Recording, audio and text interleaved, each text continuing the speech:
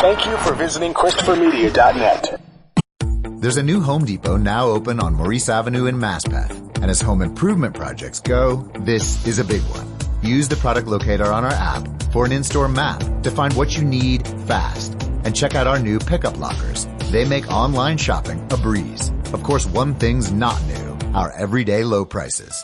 The Home Depot, now open near Maurice Avenue and Long Island Expressway in Maspeth. And always open at HomeDepot.com. The Home Depot, how doers get more done. There's a new Home Depot now open on Maurice Avenue in Maspeth. And as home improvement projects go, this is a big one. Use the product locator on our app for an in-store map to find what you need fast. And check out our new pickup lockers. They make online shopping a breeze. Of course, one thing's not new, our everyday low prices. The Home Depot, now open near Maurice Avenue and Long Island Expressway in Maspeth. And always open at HomeDepot.com. The Home Depot, how doers get more done.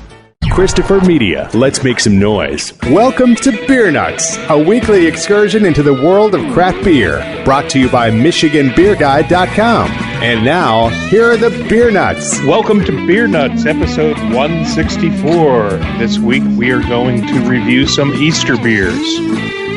So, strap on in. This is JR in just south of Tucson, Arizona, and actually Corona de Tucson. And my last Untapped check-in was last night. I enjoyed a double barrel fluff pass. It's a Prairie Dog selection. It was had apple brandy and bourbon and all kinds of good stuff. A lot of apple in it. It was very delicious. So we have a total of 6 beer nuts. Z Beerman, who is here doing the news. So we're going to go start in LA with Steve V. Welcome, Steve. Hello, everybody. My last Untapped check-in was High Five Triple IPA from Highland Park Brewery. Even though it was a triple, it was very good, very smooth. It went well with my dinner last night. All right, and we're going to go back to Michigan to Greg. Good evening. Good evening, everybody. I hope everybody is safe and well. Greg in Dearborn here. My last Untapped check-in was from Second Shift Brewing out of St. Louis, Missouri. Their Chico's Revenge Latte style Imperial Milk Stout with vanilla and Dark Matter Unicorn Espresso coffee. It was really, really good. Sounds delicious. We're going to go back to the left coast to Huntington Beach. Our craft beer news expert, Z Beerman, is with us to give us the craft beer news. So welcome back, Z. I don't know if you're doing an Untapped, Thank you. But can at least say hi and introduce yourself. Hey, how is everyone out there? No Untapped for me. I don't even have the app on my phone. I drink things, and we usually take a picture and put it on Facebook or something, and that's the end of it. A lot of good beers out there. Can't possibly remember them all. So basically, you drink and you know things, right? That's right. That's what you taught me to do. Amen. All right, let's go back to Michigan to John Golden. Welcome. Hi there. So I'm in Royal Oak, and my last Untapped check-in was number 2,738, which is also the number of unique check-ins that I have. It was a Meat and Potatoes by Lord Hobo Brewing Company. It was actually listed as a dinner stout. It was a good beer. Nothing real special, but just a good solid stout. A little hint of some citrus in there, and definitely some chocolate, of course. Glad to hear my last one. Glad to hear there was no meat or potatoes in it. Although one of my favorite beers was that Scrapple beer that Dogfish had. Although I did have. Went to Dugan's and got myself a Big Chief. So I had the meat, but instead of potatoes, I got onion rings. So, All right. Well, and the last but not least, the grand finale tonight will be from Doug out in Clawson. Welcome, Doug. Well, thank you. This is Doug out. I'm in Clawson, Michigan, just down the road from Royal Oak. And my last Untapped check-in, number 3087, was Four Giants by Founders Brewing, which is a recent double IPA release from them, which is incredible. I mean, it's just one of their best IPAs I think I've ever had from them. and they've brewed quite a few. I made Big Chief burgers for dinner tonight on our own grill with the sauce that you could buy in a jar. So, good choice in food. Golden. All right. Well, the theme of this week's episode is Easter beers.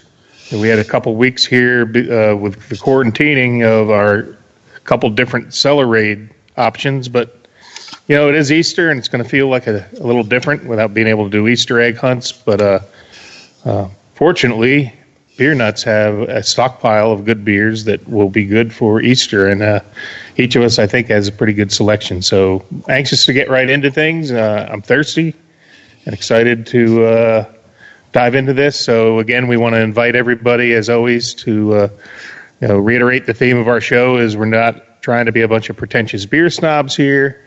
Our goal is to introduce more good people to more good beer. So crack open a cold one. Hopefully an Easter-themed beer, but whatever you like is fine with us.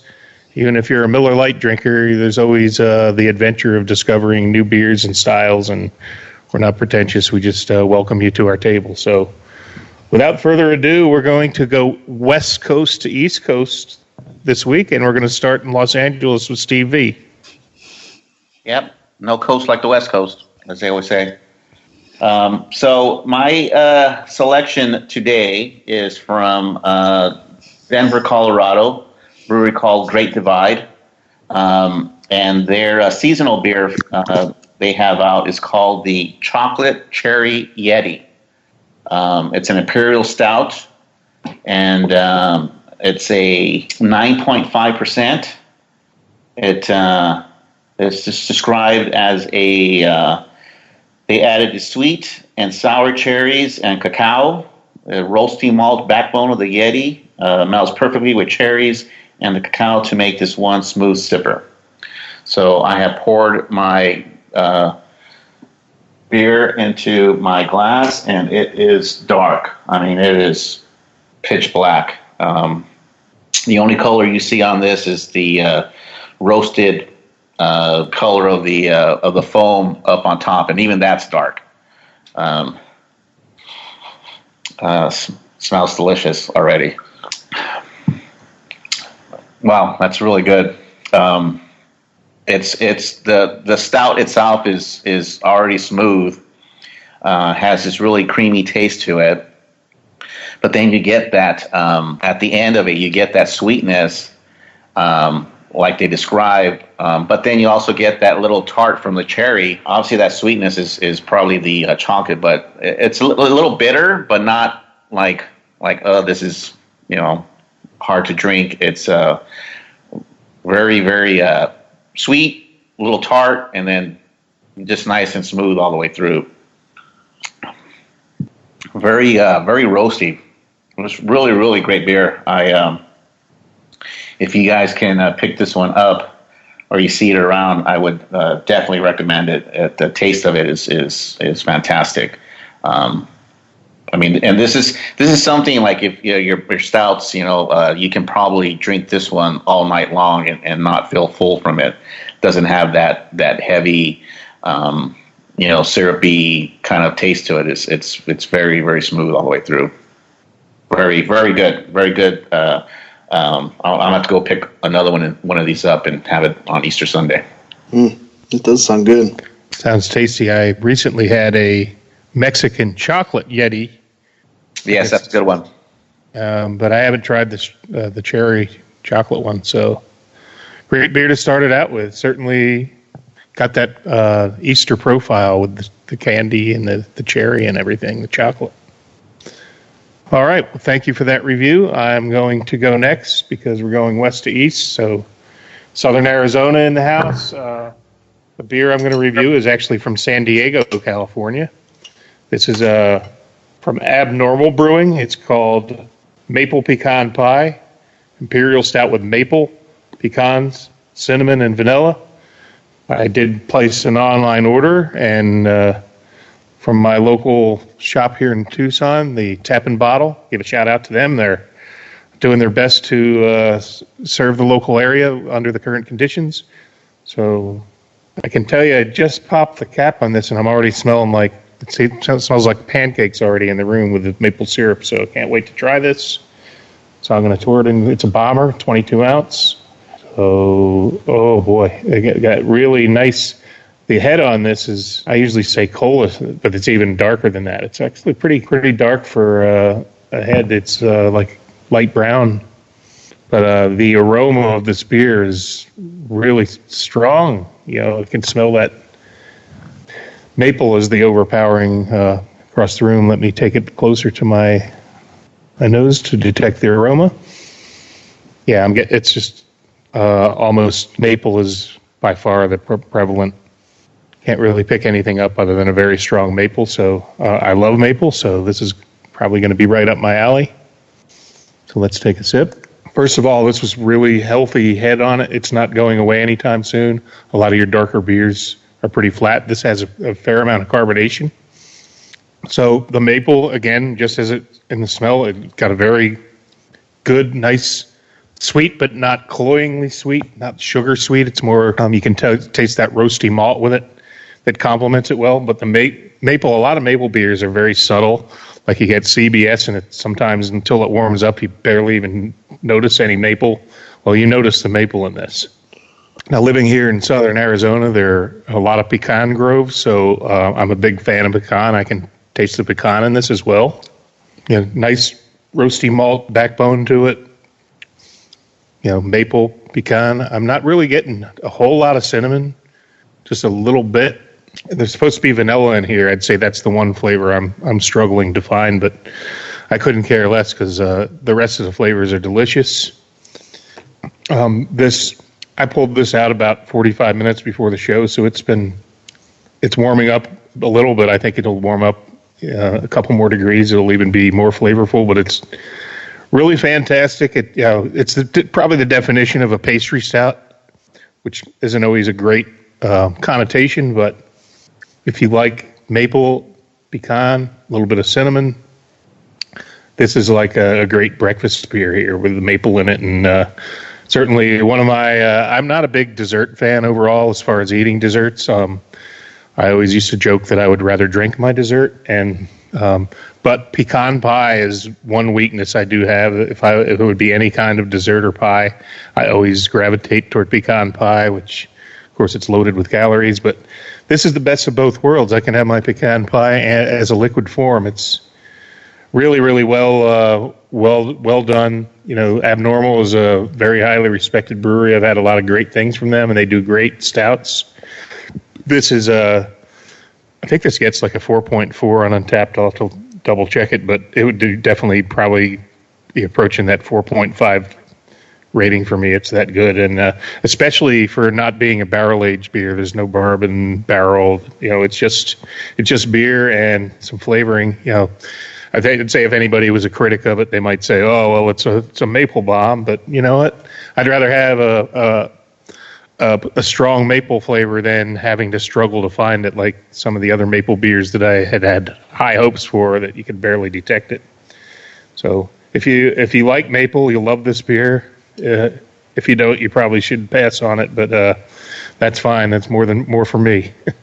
Delicious beer, great, perfect for this episode. Dessert in a glass. So, anybody else have any comments? I don't know if anybody else has had this. It sounds good. You can't go wrong with everything you described. So, it's delicious, and as it warms up, I'm going to be searching for that vanilla. I know there's vanilla in here.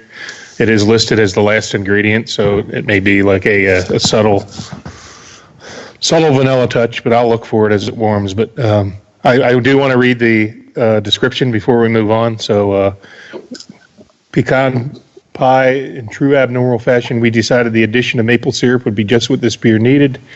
Take a culinary journey through buttery pie crust, sweet molasses, savory pecans, cinnamon spice, vanilla whip, finished with maple drizzle. Open for this pie day or properly store for a future one. Cheers to pie and pie. Now, there is the pie symbol on the label, so I believe this was released on Pie Day, March 14th, which isn't that long ago, a month ago. So that's why it was in the store now. I'm sure it could probably age a little bit, but you know what? All these delicious flavors will probably fade. So the one thing I do enjoy about this description is the sweet molasses. That was the one thing I was missing that I should have described when I was talking about the accompanying, the roasted malt and everything. There's definitely that molasses flavor in here. So delicious beer, man. Perfect for Easter. I might have to go pick another one up. And before I turn it over to the next beer nut, I just want to say, I felt really good to go in and make a pickup online order. The Tap and Bottle, Rebecca's, shout out to her, runs a great bottle shop there. You were allowed to go in, and they only would allow like 3 or 4 people. I think they only allowed 2 people in the area where you actually shop by the doors, and they would not allow you to touch anything. They would say, point to what you want, and we'll get it for you. And they had gloves and masks, and everybody's really going the extra mile to make this work and still be able to conduct business and make you feel safe. So, please, wherever possible, depending on, first of all, don't go out if you don't have to, but if you do have access to your local bottle shops, and restaurants, patronize them, try to help them give them your business and try to help them get through this crisis we're in. So really pleased the way they had everything set up and that they're trying to, she said they're actually doing pretty well. They're able to stay afloat during this tough time. So patronize your local businesses wherever possible, but not at the sake of your personal safety. So I'm going to wrap that up and turn it over to Greg back in Dearborn. All right. Thanks, John. Great review. Before I start my review, I just want to give a shout out to Steve V for posting on our Facebook Messenger his pairings with his chocolate cherry Yeti of Chips Ahoy red velvet cookies. Wow, Steve, that sounds pretty darn good. I'm really jealous. So with that, my beer that I'm reviewing here is from Celestial Beer Works out of Dallas, Texas. And this is their Rye Day the 13th, which is Imperial Stout aged in rye whiskey barrels for 14 months with vanilla and chocolate. And I believe the rye whiskey barrels came from Sagamore Spirits out of Baltimore, Maryland. And coincidentally, or maybe not so coincidentally, this was released March the 13th of this year. And it was a 2-bottle limit, so I appreciate the guy that picked it up for me, or picked this one up for me and sent it my way. So fantastic. So in the glass, she poured dark as could be. There is no seeing through this thing. And kind of like John's description of his beer, the head on mine, it's kind of coalish, but it's really, really, really dark, dark brown. It's one of the dark brown I've very rarely seen in a beer, so it's actually really gorgeous. Grasping the glass really nice because she's a 15%er. It is a 12-ounce bottle here, so just really, really nice looking beer to start out with. The smell, it's whiskey barrels, rye whiskey barrels, right in your face. Gosh, like almost like a baker's chocolate.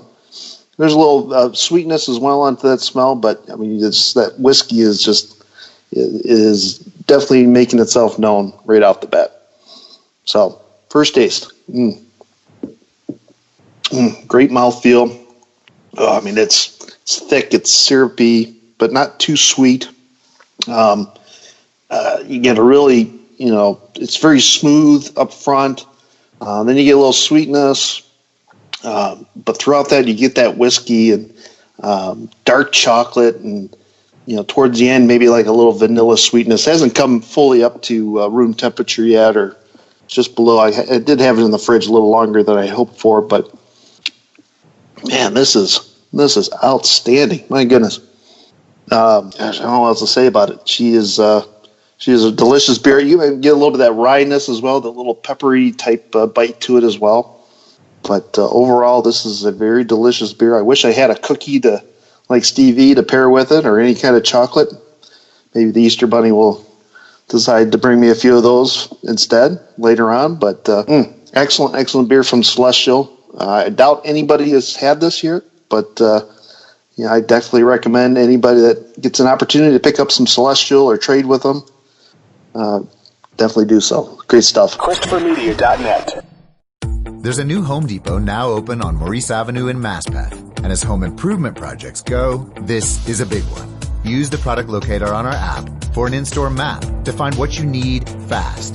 And check out our new pickup lockers. They make online shopping a breeze. Of course, one thing's not new, our everyday low prices. The Home Depot, now open near Maurice Avenue and Long Island Expressway in Maspeth. And always open at HomeDepot.com. The Home Depot, how doers get more done. There's a new Home Depot now open on Maurice Avenue in Maspeth. And as home improvement projects go, this is a big one. Use the product locator on our app for an in-store map to find what you need fast. And check out our new pickup lockers. They make online shopping a breeze. Of course, one thing's not new, our everyday low prices. The Home Depot, now open near Maurice Avenue and Long Island Expressway in Maspeth. And always open at HomeDepot.com. The Home Depot, how doers get more done. ChristopherMedia.net. Yeah, Let's go do some news. How about that? Why not? Let's do it. All right, Beer Nuts. Hey, Steve Beerman here from Huntington Beach, lovely Huntington Beach. Although it's been raining for the last 3 days, the sun came out today, and 3 more days of rain tomorrow. So the huddling in place here is not fun when it's raining. That's for sure. Hey, of course, COVID-19 is the big pain in the neck that is lingering and not leaving. But some interesting things that have come about. Breweries are determined to be essential businesses across the United States. That's certainly a good thing.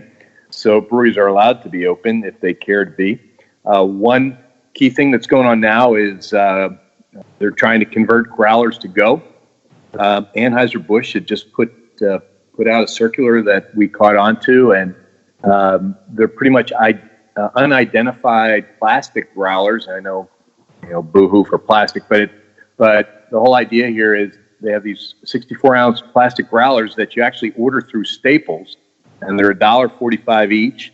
So that allows for more on-premise and tap rooms to offer growlers to go in a very convenient, inexpensive way. So that's sort of taken off in major metro markets, and we have some on-premise restaurant chains that are seriously looking into it. You have to imagine a place like Yard House can't really do a whole lot with their beers unless it's a to-go option. So that one's come to light, and that's a really cool thing. So if you're listening out there and your local tap room is looking for a way to go, Staples, sell you a whole pallet of them, $1.45 each, deliver it right to your place.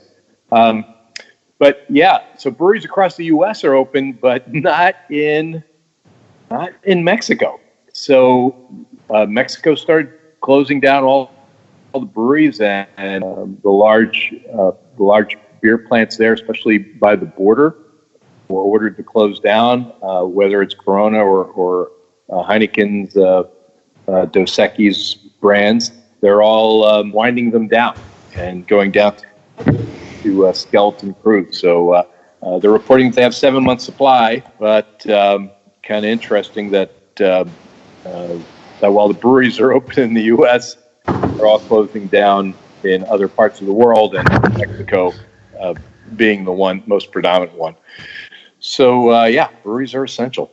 So the other thing that's happened is, I guess, with the exception of toilet paper, all the pantry loading has peaked. So we saw a big surge across the U.S. with beer purchases. That off-premise beer was up 200 and some percent last week. For the whole month of March, 34%. But now looking like it's peaked already. And the other part that's coming out of that is we're seeing that the SKUs are being reduced at store level. So I'm certainly not urging folks to go out there and start rooting around for SKUs before they completely disappear. But this is time to hunker in your bunker and get your favorite beers out of your cellar or your stash in your garage or wherever you keep them until this thing passes. But distributors on average are cutting 400 to 500 of their SKUs and just delivering their large can packages, and we're seeing seeing that happen across the U.S. right now, and that doesn't bode well for our craft breweries. So again, like John had said, if there's a way to adopt your local craft brewery and get growlers to go, that's a great way to help them keep the doors open. The other thing that we're seeing is where beer business has always been a little far behind to catch up with technology on a lot of instances. Orders were still people going in, counting the beer and putting in orders and asking for orders person to person. Now that's not happening, and we're finally seeing a big push for online ordering. And I would hope that some of those, again, smaller craft suppliers that are delivering to their stores, that they're understanding how important it is to have their website up to date and try to push towards online ordering as much as possible. Stores like Whole Foods and Sprouts and gosh, many of the supermarkets across the country, they're not allowing folks to go in there, suppliers to go in there when people are in the stores. So most of the merchandisers and if there are salespeople or delivery people, that they have to go into stores from between like midnight and 4 a.m. is when most of them are going out there, and then they're opening the stores first thing in the morning for senior citizens. It usually starts at 7 a.m. and then to regular clientele. Of course, the lines start forming when the stores open. And the lines look a lot longer than they are because you have to stay 6 feet apart, and that's another key difference to in the past, where waiting in line even looks to be a bit onerous. The other thing that's happening that we're really trying to grasp and get a hold of is what the government bailout means for beer. Depending on the size of your organization, that seems to be one of the delineations, but also what state you live in, and how the beer laws work in your particular area. But the main thrust of the news is that don't lay off anyone until June, because the federal government has a payroll protection program that will reimburse you for that. And I'm sure there's going to be some other laws that come out and changes regarding that, so that people can, breweries can keep their staff on and pay them and get paid by the government to keep them on. The other thing that's happening on the supplier side is they're cutting down to a 4-day work week. They pretty much stopped not delivering, but on-premise isn't buying that much beer anymore, so it's all going to the off-premise. So the on-premise salespeople and merchandisers are pretty much working in the off-premise, but they're going to a 4-day work week and a staggered week so that people aren't running into each other in the warehouse or in the stores. So that was another thing that's a little different than what's happened in the past. A lot of the breweries that have marketing are just repurposing the marketing to various donations or helping the restaurants and the employees. So there's all sorts of restaurant relief funds that are cropping up that are being funded, whether it's Boston Beer or ABI or Molson Coors. Molson Coors, as a matter of fact, is also supplying water to all of the truck drivers that haul beer. So whenever they pick up beer from their place, they're also picking up free water that they can have, so they don't have to stop to get water. They can have water for their whole trip. So that's another thing that's a little different. The other part is the online ordering. I don't know if any of y'all have ever done online ordering, but Drizzly is one of the top ordering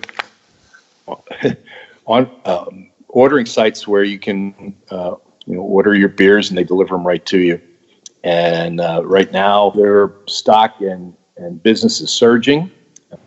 All the folks that have the apps and are getting beers delivered to their house. And the top 3 sellers right now, White Claw, Truly, and Bud Light. Hard to believe. Very thin, light products. So I guess everyone's trying to go on a diet while they're sequestered in their homes. I think they may want the light products because they don't weigh as much. They should be cheaper to ship. No, man, it's mostly water. 8 pounds a gallon, no matter how you slice it. Yeah, it's mostly water.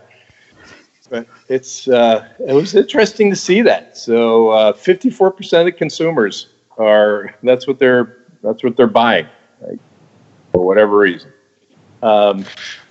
So yeah, the other thing that's happening is the major breweries are changing all their shelf life. They're extending this shelf life. So when this thing does subside, you want to make sure when you're out there, you're checking the code dates on your product.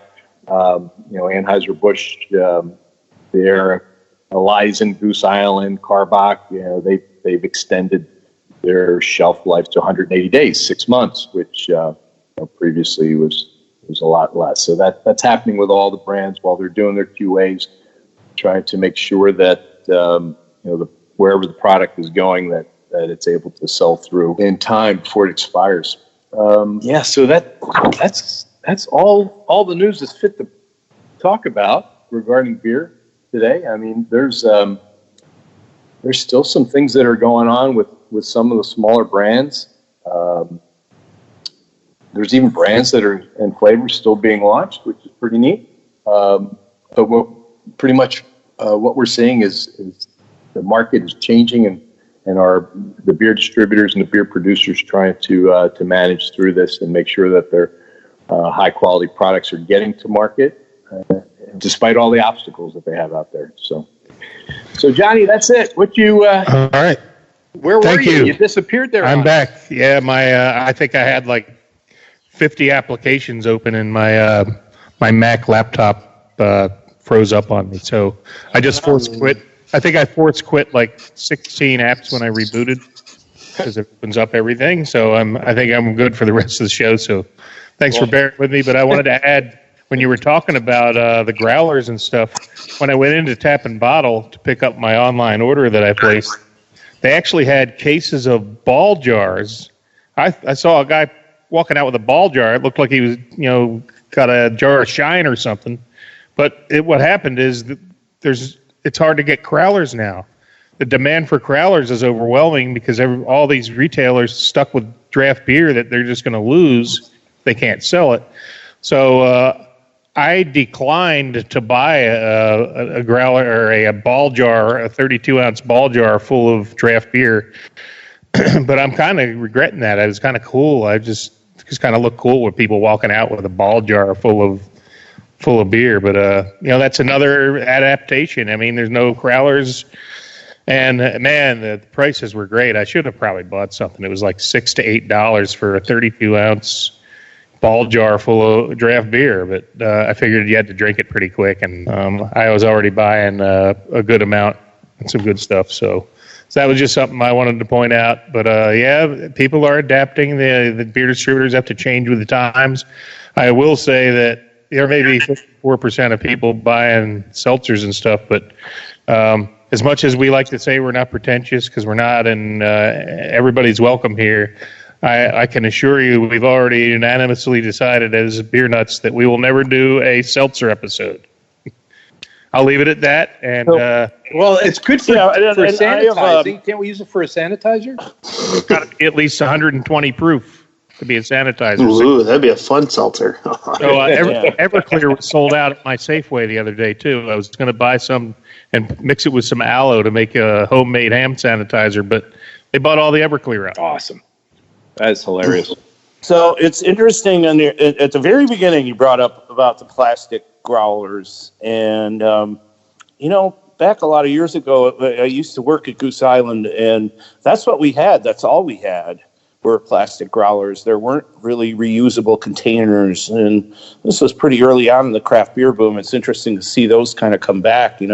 Almost like a 2-liter soda bottle. You're filling it up, but one of the shortages a lot of the shortages on the cans come from a lot of smaller places that have purchased things like October's Can Seamers, a company out of Grand Rapids that makes canning machines so you can just fill off your draft taps, and our kind of our local brew pub, John Golden and I, the Cadillac Straits, is doing that. So They've got the brewery supply store open, and then you can pick up cans to go. And then they just run the cans off. They have them 4-packed for you. So no growler fills or anything like that. You just go in, and now they're doing curbside. So you just put your order in online, go there, get your stuff, and you're out. So a lot of places are doing that. A lot of places have gone to those and are doing delivery services in this area. I've seen Urban Rest Brewing started doing it. Griffin Claw's been doing curbside pickup on beer, but also they've made their own hand sanitizer, so they're giving out free hand sanitizer with purchases of beer. Which, hey, why not? Let's go support these guys. I mean, the hardest thing you have to do is open the window to your car, and that's it. Yeah, yeah, that's really wherever you can. Let's try to help the local folks out there. And if you can do it by sitting at home and ordering it off your laptop or an app, gosh, what a better way to do it and help support the local craft brewery. I forgot to mention, sorry about that, there are some new releases that I hadn't heard of, and maybe you all have, but Cape May Brewing, which out where I grew up, they released Crushing It IPA. So that's IPA with orange juice. So that's a new one. Flying Dog Brewery unveiled summer seasonal pool hopping deck beer, which is a mouthful, but it sounds very similar to lawnmower beer. I'm sure it's it looks like it's a very light product for the summer. And New Holland Brewing Company has announced the return of Lake and Trail Lager. So a lot of lighter summery beers being announced now, which by the time they get out there, it'll be summertime.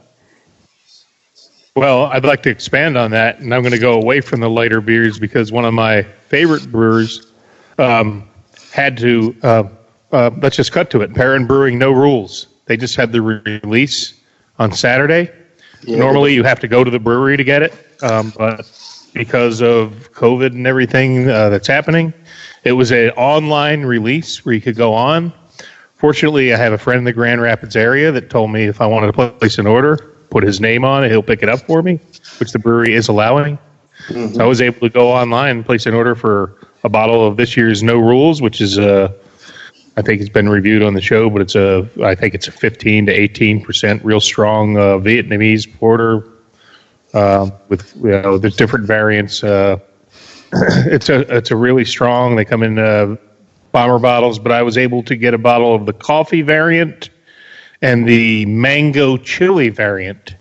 No, not the peanut butter chocolate, John. Come on. I passed on that, but it didn't matter. It was sold out by the time I got. Oh, I got a bottle. I have no interest. And meanwhile, because everybody loves peanut butter in their beer. The mango chili, I think variant was like the least desirable, and of course it was the one I wanted. And everybody wanted the peanut butter chocolate one, which I have no interest in. So it worked out well for me.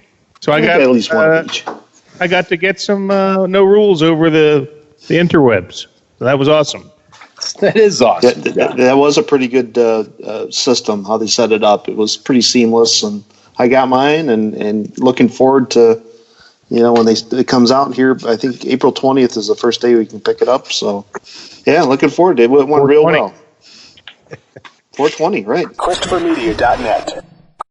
There's a new Home Depot now open on Maurice Avenue in Maspeth. And as home improvement projects go, this is a big one. Use the product locator on our app for an in-store map to find what you need fast. And check out our new pickup lockers. They make online shopping a breeze. Of course, one thing's not new, our everyday low prices. The Home Depot, now open near Maurice Avenue and Long Island Expressway in Maspeth, and always open at HomeDepot.com. The Home Depot, how doers get more done. There's a new Home Depot now open on Maurice Avenue in Maspeth. And as home improvement projects go, this is a big one. Use the product locator on our app for an in-store map to find what you need fast. And check out our new pickup lockers. They make online shopping a breeze. Of course, one thing's not new, our everyday low prices. The Home Depot, now open near Maurice Avenue and Long Island Expressway in Maspeth, and always open at HomeDepot.com. The Home Depot, how doers get more done. ChristopherMedia.net. All right. Anybody else have any news-related items? If not, we are now going to John Golden in Royal Oak. Okay. So I have today it's actually made by Rochester Mills, local here in Auburn Hills. I know they're Rochester, but they're in Auburn Hills now. I have a Ninja Turtle Milkshake Stout. It's just a 5.25% ABV, basically breakfast stout or dessert stout, I guess. It claims here, it says, they say their efforts towards continuous improvement have paid off with the latest batch in the flavored milkshake stout series. Complex layered notes of chocolate, caramel, and toasted pecans mixed with the familiar taste of the original milkshake stout and raised the decadence of this dessert beer. And then it says Ninja Turtle pours jet black with an off-white to tan-colored head. So let's see if that's truly the case as I open this up. I wouldn't quite say jet black, but it is pretty opaque. You can see as I'm pouring it, and I can see through it before it gets to the glass. It's actually a really nice dark brown with a little bit of hint of some copper or some amber. But yeah, once in the glass, it's pretty well black. It's got a nice head, very fine textured bubbles, and they're pretty persistent. So let's give this thing a taste. That is good. It actually, it tastes like the pecan turtles that people make for the holidays. With the caramel and the pecans and a little bit of chocolate in there. It's kind of on the dry side. It's got good body, but it finishes real dry. Yeah, it's got it's definitely got the lactose flavor to it, but it's not real overpowering. It's just kind of a real nice subtle lactose. The nuttiness is very pleasant. Not quite peanut butter. I know JR, you'll be a little disappointed with that, but it is definitely nutty. Chocolate, not a bad beer at all. Like I said, it's 5.25%. And yeah, I mean, I would drink this again, definitely. Sounds tasty, sessionable. So is that from the Christmas time mix 12-pack? There's like 12 days of Christmas, right? You know what? I just got this as a single can. Oh, okay. So it may have been, the store may have actually broken up some of those mix packs and set them out separate. They did have it marked down on clearance for $2 for a 16-ounce can.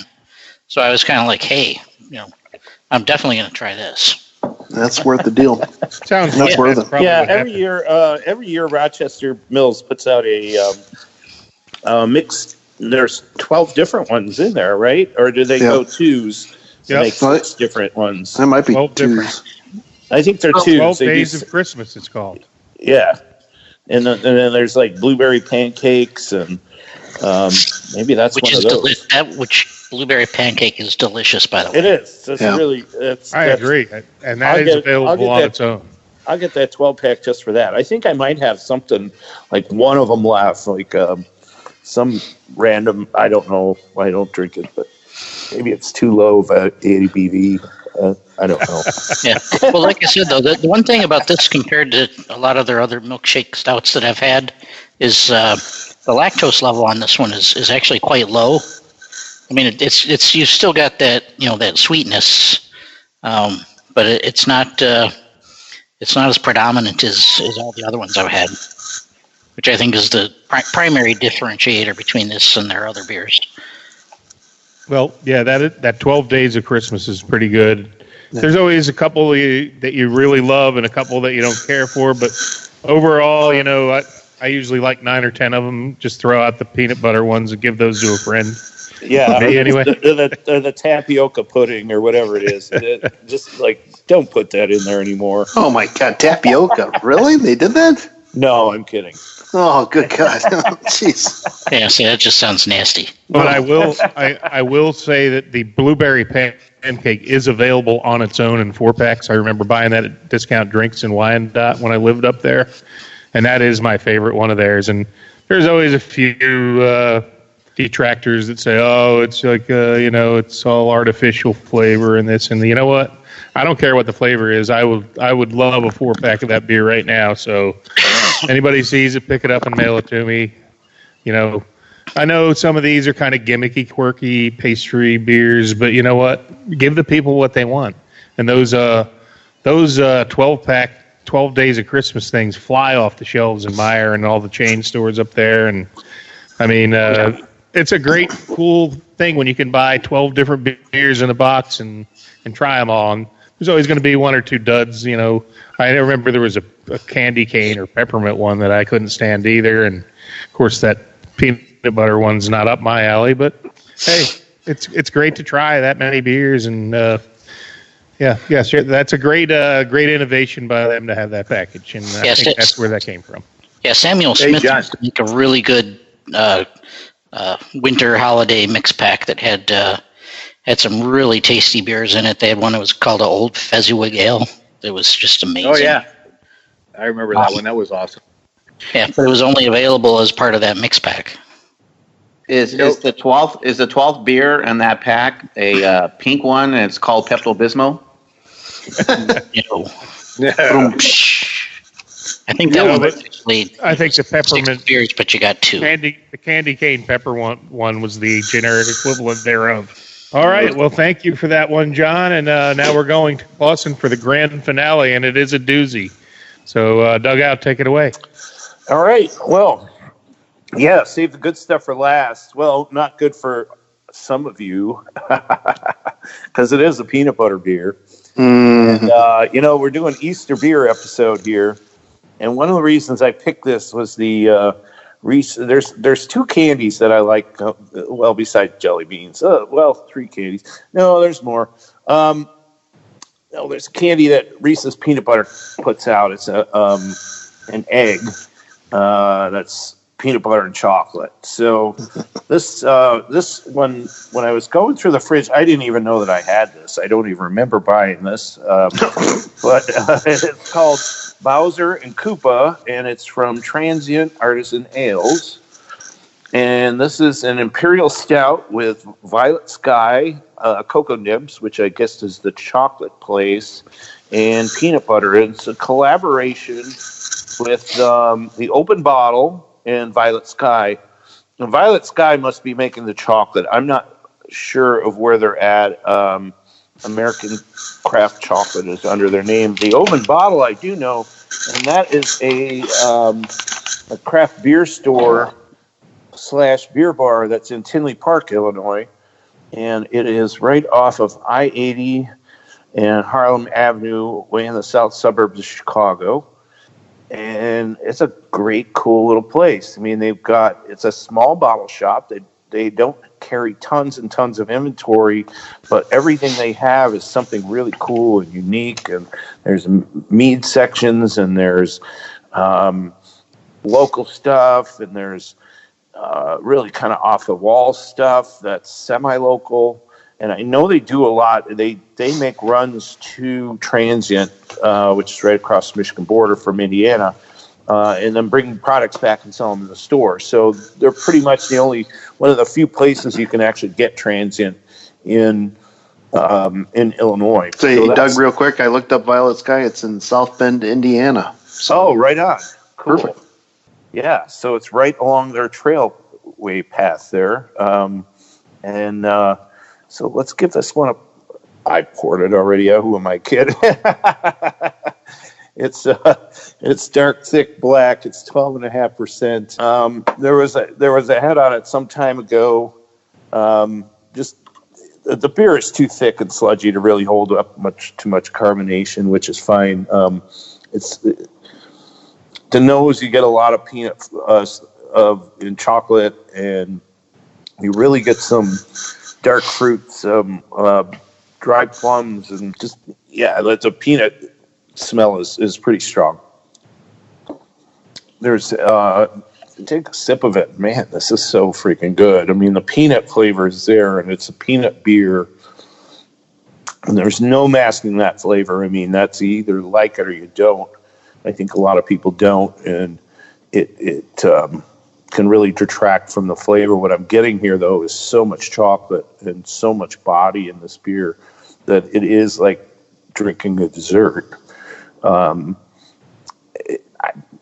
Don't get that pure peanut butter flavor, and you never do in a beer like you would from a Reese's peanut butter cup, like the one I was talking about. But 12.5% drinking sludge, I'm all for it, man. Now, I'm going to make maybe a guess on the name. So Bowser and Koopa are not like regular names that you see on a transit, and they're very dog-centric, and there's a picture of two dogs. One is the Bark Lord on here, and then there's another dog. So I'm assuming one of these other businesses, either the Open Bottle or both, or Violet Sky, are very dog-centric too, and that's one of their pets, and that could be the name of the pets of the owners of both businesses would be Bowser and Koopa. Just a guess. I know these guys just put out really great beer after great beer. We've been doing them a bunch. I have spent a whole lot of money in there this year, last year, as have you, Greg, and it never once or twice. It just never disappoints. Everything. No. This stout recipe, and it's the base stout. It's used for some other beers that we've reviewed on the show, but man, it's just such a winning recipe. It just comes through so well. And these beers, you could blind taste these and pretty much go, oh, I know that's a Transit. It's got to be. And hats off to them, man. Just starting out small, and I think their production is, previous to this thing we're going through right now, is actually up pretty good, and you could go in there at any time and start picking up some really good beers. And I'm not sure what they're doing right now. I'm not traveling for good reason, and I'm happy about that. Although, sticking somebody that's used to traveling 50% of the year and making them sit at home for a month is just the equivalent of like waterboarding. I mean, yeah. There's so many times there are times where I just get in the car. I don't go anywhere. I just drive around for 15 minutes because I got to get out of the damn house, It looks like Transit is doing to-go only at this moment, and their website. All right, well that makes sense. I mean, it is updated this week, so they're doing. It seems like they're doing it. So cool. Man, and they have Bowser and Koopa listed someday. too. So I might do that someday when I've got a bunch of long conference calls, and I can just stick the phone on the car, and then just drive a few hours while I'm on these calls that really are, I don't know, they're just sort of the way we cope with what we're doing, and we're stuck at home, and I appreciate them. I really appreciate if I were cut off from all these people from my job and things like that, I would be really going stir crazy. But maybe that's something I need to do, is just plan a day around those calls and get in the car and drive and hit some to go order places. Well, if you go to Transit, I'll take a Bowser and Koopa. Okay, you're in. Please. Well, a couple things. I agree with you about taking that ride. And as far as the conference calls, I have one almost every day.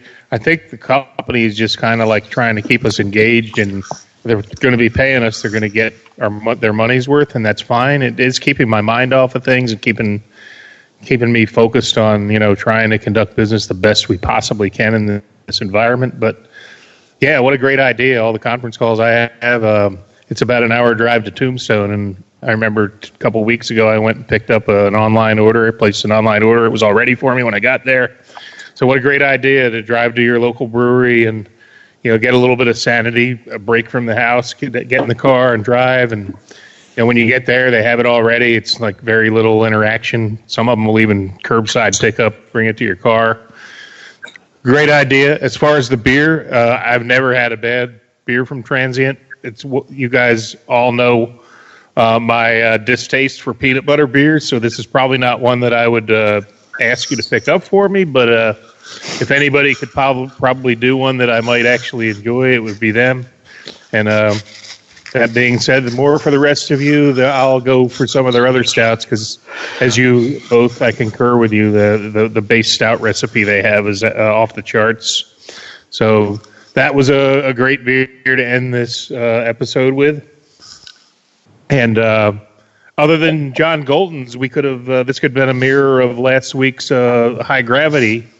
Mine, yeah. I think I neglected to mention, mine was 11.5%, and I'm on my very last sip of, and I did want to add that this beer has changed quite a bit since I opened it. It used to be that punch in the mouth maple. Now it's like, I always describe it as a concert. All the flavors are kind of evened out and developed into one consistent flavor, which is fantastic. And yes, I can taste a little vanilla in it now, and it's not just my imagination. So a bunch of great, delicious beers. And John Golden, I'm not singling you out that you didn't have a High Gravity, but I just think most of the beer nuts here aren't shy about going for the gusto there. But what a great buy, though. Your beer was for $2. That's a steal. Exactly. And so, all right. Just because I reviewed one doesn't mean Well, so for those of you listening, we always want a little bit of a secret. Well, maybe not so secret now, but when the show ends, usually we'll turn the cameras on and we'll kind of spend some time just unwinding and hanging out with each other, and where we could turn the cameras on. And so I'm looking forward to that, because with the social distancing and this quarantining, love my family, but it's always good to see somebody from the outside. So with that, I'll open it up to final comments for anybody that wants to chime in with something. Nobody? Guess we covered it. I guess everybody's just looking forward to that, after Mexico City after party. So I guess that's where we're heading, to the after party. So thanks for listening. Christopher's not here to tell you all the platforms we're on, but I know we're on, Apple Music, I think, Stitcher. I can't remember all the names of all these places, but anybody that publishes podcasts, or we're available on all that, because Chris is an expert at what he does. And since he's not here, I'm going to give you go to ChristopherMedia.net and look at all the other podcasts. He has a full array of different topics that you might enjoy. So it's a great time when you're bored at home, and podcasts are probably more popular right now. And we're the craft beer one, but there's a bunch of other topics that Christopher covers. Some of them have to do with April 20th. Other ones have to do with films and sports and all kinds of other topics. So, give him check out ChristopherMedia.net and explore the other podcasts on his network. Great stuff that he's got going on. He puts a lot of time and effort into it. So check it out. And with that being said, is everybody ready to go to Mexico City? Let's do it. Yes, sir. Okay. Well, as they say in old Mexico City,